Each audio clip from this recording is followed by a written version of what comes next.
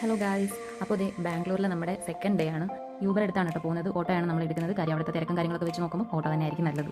അപ്പോൾ ഇത് രാവിലെ തന്നെ ഞങ്ങൾ ബ്രേക്ക്ഫാസ്റ്റ് കഴിക്കാൻ വേണ്ടിയിട്ട് പോവുകയാണ് കേട്ടോ. ബാംഗ്ലൂരിലെ മസ്റ്റ് ട്രൈ ഒരു റെസ്റ്റോറൻ്റ് ആണ് ഇതാ ഈ കാണുന്ന MTR റെസ്റ്റോറൻറ്റ്. അതായത് അവിടെ തന്നെ ഫേമസ് റെസ്റ്റോറൻറ്റ്. ചോദിച്ചാലും നല്ല ബ്രേക്ക്ഫാസ്റ്റ് അല്ലെങ്കിൽ ടിഫിൻസോ കഴിക്കാൻ പറ്റിയ ഏത് സ്പോട്ടാണുള്ളത് എന്ന് ചോദിച്ചാൽ ഉറപ്പായിട്ട് അവർ MTR തന്നെയായിരിക്കും പറയുന്നത്.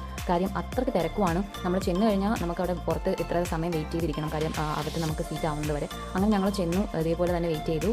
പിന്നെ ഓർഡർ എടുക്കാനായാലും ഒക്കെ ഭയങ്കര ഡിലേ ആട്ടോ. അവിടുത്തെ ഒരു മെയിൻ കാര്യം എന്ന് വെച്ചാൽ നമ്മൾ ഓർഡർ എടുത്തു കഴിഞ്ഞാൽ നമുക്ക് 1 അവറൊക്കെ ഡിലേ വരും നമ്മുടെ ഐറ്റം നമുക്ക് ഡെലിവർ ആവാനായിട്ട്. അപ്പോൾ ഇതേ ഞങ്ങൾ ഞങ്ങളുടെ ഓർഡർ കൊടുക്കുകയാണ്. ഞാനൊരു റവ ഇഡ്ഡലിയാണ് ഓർഡർ ചെയ്തത്. ഞാൻ കഴിച്ചിട്ടില്ല, അപ്പോൾ ഒന്ന് ടേസ്റ്റ് ചെയ്ത് നോക്കാമെന്ന് വിചാരിച്ചു എങ്ങനെയുണ്ടെന്ന്. അടിപൊളിയായിരുന്നു കേട്ടോ, നല്ല ടേസ്റ്റ്, നല്ല സോഫ്റ്റ് ആയിരുന്നു. ഇഡ്ഡലി ആയാലും അതെ. എനിക്ക് ഇഡ്ഡലിയേക്കാളും ഇഷ്ടപ്പെട്ട സൈഡ് കിട്ടിയ സാമ്പാറായിരുന്നു.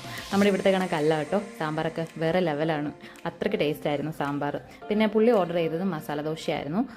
അതും സൂപ്പറായിരുന്നു. ഇവിടുത്തെ ഒരു സ്പെഷ്യാലിറ്റി എന്ന് പറയുന്നത് ഗീ ആണ്. അതായത് ഇവർ പ്യുവർ ഗീയിലാണ് ഇതെല്ലാം ചെയ്യുന്നത്. നമുക്ക് ഈ കൊണ്ടുതരുന്ന ഐറ്റത്തിൻ്റെ സൈഡിലായിട്ട് ഒരു ഗീയും തരുന്നുണ്ട്.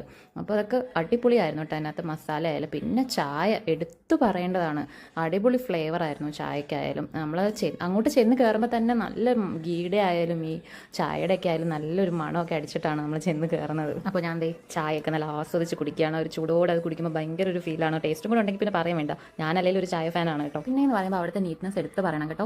ഭയങ്കര നീറ്റ്നസ് ആണ്. അകത്തോട്ടൊക്കെ ചെന്ന് കയറുന്നിടത്ത് വാഷ്റൂം ആയാലും അതെ, അല്ലാതെ തന്നെ ഡൈനിങ് ഏരിയ ആയാലും എല്ലാം.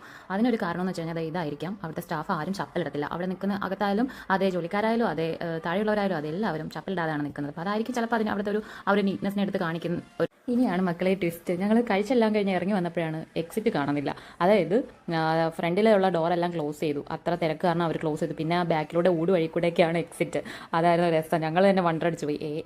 അപ്പോൾ ബാംഗ്ലൂർ വരുന്നവർ ഉറപ്പായിട്ട് ഇവിടെ വന്നിട്ട് നിങ്ങൾ ബ്രേക്ക്ഫാസ്റ്റ് ആയാലും അല്ലെങ്കിൽ ലഞ്ച് ആയാലും നിങ്ങൾ ഇവിടെ വന്ന് ട്രൈ ചെയ്യേണ്ടതാണ്. ഒരു കാര്യം നേരത്തെ വരും.